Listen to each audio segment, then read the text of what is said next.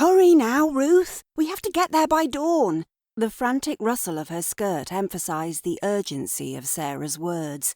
Gasping as they pitted their strength against the slope, they moved upwards through the wind-cropped grass, with the hill always rising before them and the chill of the night brushing against their skin. "There's the sun coming through now!" Sarah pointed eastward, across the broad Worcestershire plain. An infinitesimal gleam of light showed on the far horizon. "Come on, Ruth! It's not far! Think of Harry!" Ruth nodded and lengthened her stride so that every step snapped the material of her skirt against her legs. "Is that somebody over there?" Ruth stopped and took hold of Sarah's arm. "I'm not doing anything if there's anybody else here. I'm sure I saw some men." "There's nobody here. It's only your imagination. Come on." Sarah pushed Ruth upwards. They stumbled over a steep ridge and down into one of the deep ditches that corrugated the side of the hill. "I'm not sure I want to do this," Ruth said. "Harry will be pleased," Sarah encouraged. "Come on and don't hesitate." "Here we are." They stopped before a slight depression in the ground. A sad mountain ash leaned over them, its branches winter bare. "Take a deep breath now. The sun has still not properly risen." A breeze ruffled the dark surface of a pool of water, pushing tiny whispering waves against a bank of rough grass. "Are you sure this is the right place?" Ruth looked around, narrowing her eyes against the bite of the pre-dawn wind. "It's very dark."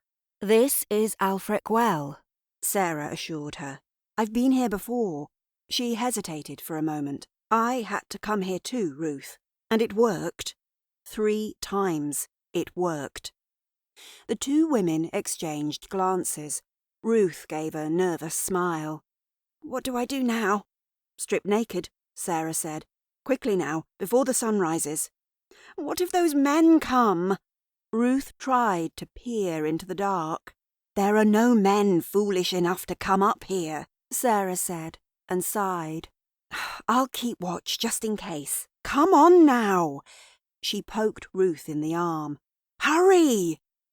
"It's cold," Ruth said, but slipped out of her short cloak and then, fingers trembling, unfastened her skirt and top. She placed her clothes in a neat pile and stood, arms folded and shivering in her shift. "Stark. You must be completely stark," Sarah said. Ruth gave one last pleading glance at Sarah before divesting herself of the last of her clothes to stand smoothly naked and white beside the black pool of water. "In you get." Sarah eyed her briefly and smiled. "Harry's a lucky man." She picked up the bundle of clothes and tucked them under her arm. "You have to be completely immersed as the sun rises, or it won't work." "It's cold," Ruth said again. She put a single foot into the water, made a small exclamation of shock, and stepped in further. Sarah watched as the water rose above Ruth's knees and then lapped at her thighs. "Get right in," Sarah said. "Go on, you won't die. Think of Harry when you give him the good news." Ruth whimpered with the shock as the water reached her waist, but set her mouth and stepped on until she was breast deep. "I thought it would be thick mud underfoot," she said, "but it's not." "Here it comes." Sarah ignored Ruth's words.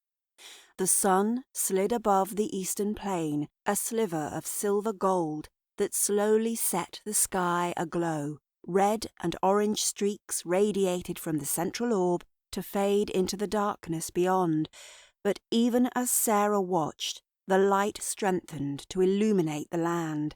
She saw small islands of trees amid the dark. Then villages emerged as beams of sunlight glinted on windows and the tan and gold of thatched roofs. Worcestershire smiled upward to greet another day. "Now!" Sarah shouted. "Take a deep breath and get right under the water now!" With one last appealing look, Ruth ducked under the surface. For a second, Sarah saw her blonde hair floating on top, and then she vanished completely in the still dark water. Sarah stretched across and pushed her head down, struggling to hold her under the surface as she fought frantically to escape. "No, you don't, my girl,"